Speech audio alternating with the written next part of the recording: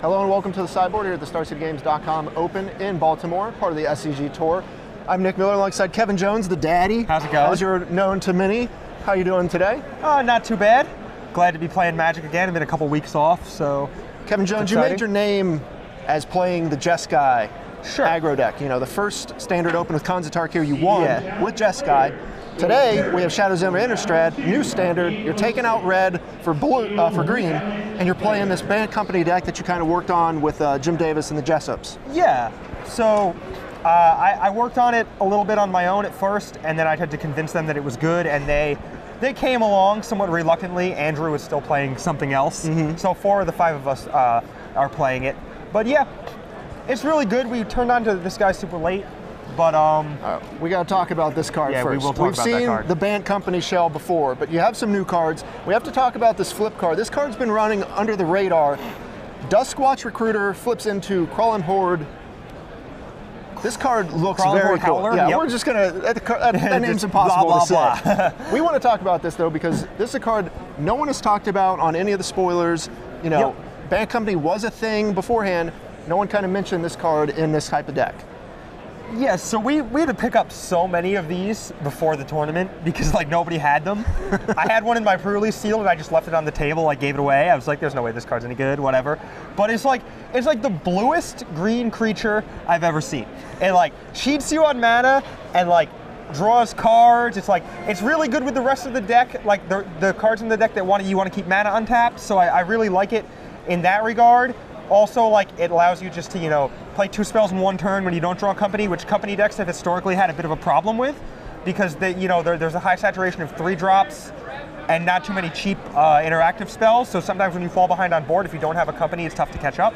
And this helps with that. It lets you, you know, build your own company with a Reflector Mage and a Krasis on 4 mana the same way you would with a company. Right. So I really like it in that regard. It's just really good. Yep. We went from 2 to 3 to 4, and they like had to drag me kicking and screaming into the 4th one. I'm like, this card's not good in multiples, which I guess it really isn't. Sure. But like, you can, you know, always trade it off or flip one and not flip the other one, blah, blah, blah, blah. Right. Like, there's ways to work it out. But yeah, I love it. So I think it's great. We'll break down the deck. You know, we've seen most of these cards before. Stratus Dancer, Jay, Sylvan Advocate. We've seen all these pieces. Nissa. Yeah, sure. These are all pretty self-explanatory for a company deck. But then you've kind of built this deck in a sort of Kevin Jones Flash style of deck. You have a lot of things you can hold your mana up for, from Krasis to Ojutai's Command, Dramoka's Command, Collected Company, Archangel Avacyn. You got all this kind of play that you like to do on a deck. Yeah, so like I always thought that a good thing to do in week 1 is to have a deck that's very difficult to play against.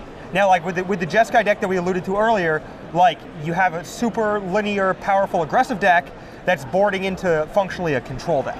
And like the transformational sideboard thing is super difficult to play against. And this deck instead just leaves up 4 mana, and if it has a flip recruiter, your creature spells cost 1 less. So consequentially, your Avacyn costs 4, which is the same mana as Company and Ojutai's Command. So like, you can have any of like 20 different cards. You know, you have 20 cards in your deck that have flash or whatever. So like, it might not actually be that high, but close enough. But so like it's really very difficult for your opponents to know what you're going to do, and they often won't know what's in your deck at all, so they're just going to walk headlong into the flash things before the format is super defined. And once they are, like, it becomes like a total catch-22, which 4 mana instant you want to play around, or if you want to play around, you know, a tap creature or a creature that makes your whole team indestructible. It's like the old Mistbind Click Cryptic Command Fairies conundrum, where your opponent doesn't know what to do with their mana and what order to cast their spells in. So I like having the onus on them to, like, you know, make all these tough decisions as opposed to being on me. Yeah, when I talked to Jim Davis, he said like the huge point about, you know, the Duskwatch Recruiter is the fact that you can kind of have Avacyn, a card that, you know, if people think you're playing a company deck, they might not suspect you have it in there. It's only 5, you know, it's 5 mana. You're not going to hit it on company, but you can kind of get it for 4. You get to play into all your tricks and just kind of trap them that way. Another card we got from Shadows over Innistrad, Tireless Tracker. This card beat the crap out of me at the pre-release. Oh yeah, it's just totally unfair and limited. Yeah. So there's a thing that was mentioned in like a Sam Black article earlier in the week, and he said something like, if this card is really, really, really good and limited, you should probably give it a shot, or at least consider it. And that's kind of this is kind of an extension of that. It just felt really good in board stalls. Company decks often, you know, with a high density of 2/3s, 3/3s, like bigger ground creatures, you get into a lot of board stalls. So as a result of that, Tracker is pretty good because it can grind through the board stall, draw you extra cards, helps you go longer. And some decks can't kill it, and it just goes crazy. It's huge. Right. It's the best thing to draw because command with if it's like a 6/5 or whatever. So yeah, I like Tracker. It's a good company hit that isn't that you can hit on an empty board, because you often cast your companies when they have stuff in play and you tap and bounce their things and like get a huge tempo swing and then take over the game in that one big turn. But like, if your opponent just has nothing in play, you need some proactive company targets as well, and that's why cards like this are super great as well, because you can just start beating down and put the initiative on yourself to force them to do something.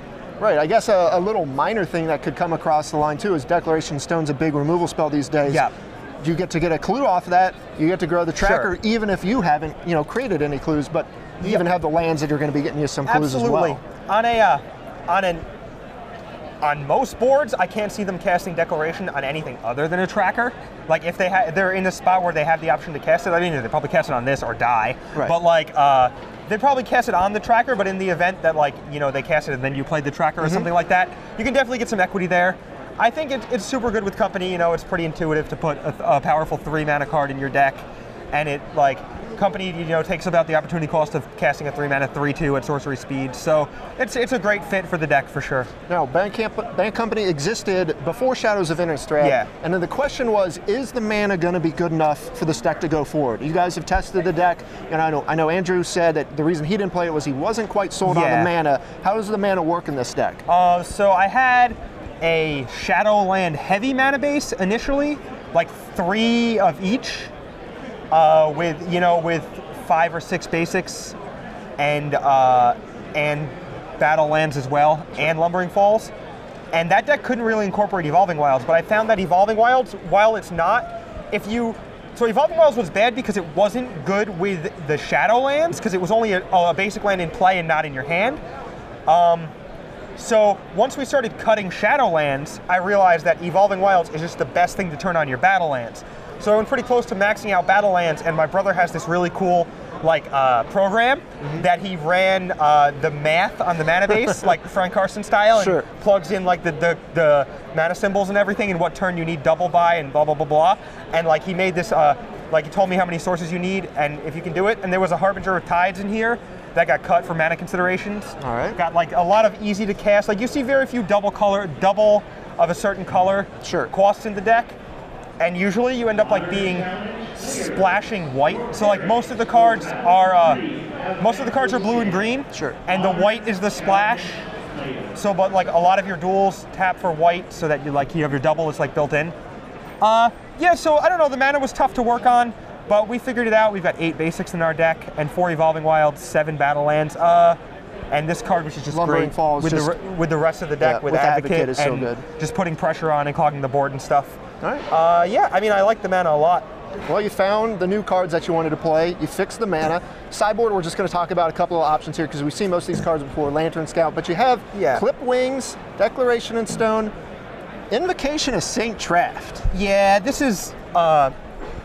I was going to say you can thank Jim for that, but I would say you can blame Jim for that because I'm utterly unconvinced if this is good or not. But it's our plan against ramp. Like your clock, while being really good against other decks when your cards do things, and when like Company plus Command plus Avacyn, like all your powerful mid-game cards present inevitability that other like mid-range creature decks struggle with, and a ton of 2-for-1s. But like when their top is just so much over the top of your top, like ramp would be, you need to be able to like go under them and go a little wide, and this card helps you do that. Like the best target is Sylvan Advocate because it's a 2/3 and dodges Kozilek's return. All right. But like what you really want to do is you want to make sure that you can make them take turns off to do things instead of ramp, and like turns off to force your board so that you can pass with mana untap to make your negates better and your companies better. And the way that you do this is by, even if you throw this on an X2, like they have to take the turn off and return it instead of casting a ramp spell, and then like if they ramp, you negate, and if they don't, you company, and blah, blah, blah, blah. Like it bridges the gap, right. And so that, they don't have 6 lands in play on turn 4 when you're trying to get your initiative into play. You're so yeah, I hand. really like it. It presents a powerful initiative that they're forced to deal with. Force their hand so they have to play into all your tricks, just like you're kind of making everyone else play into everything else. Yeah. Well, the deck looks great. You're 2-0 so far. Yeah. No buys for you this weekend. But run over these guys real quick. Clip Wings, we know what it kills flyers. Yeah, it's great against an untapped Ojutai. and a lot of times you'll be reflector maging hangerback walkers, so as a result of that, against the Abbey token style decks, the turn they go to Abbey, they don't always have other flyers, so it's a great answer to Ormondal as well.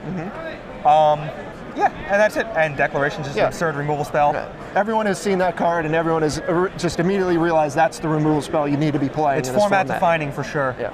All right, well, Kevin, thanks for joining me here at the Sideboard. It's been a pleasure, thank you. Not a problem. Stay tuned to StarCityGames.com all weekend long for the action here in Baltimore.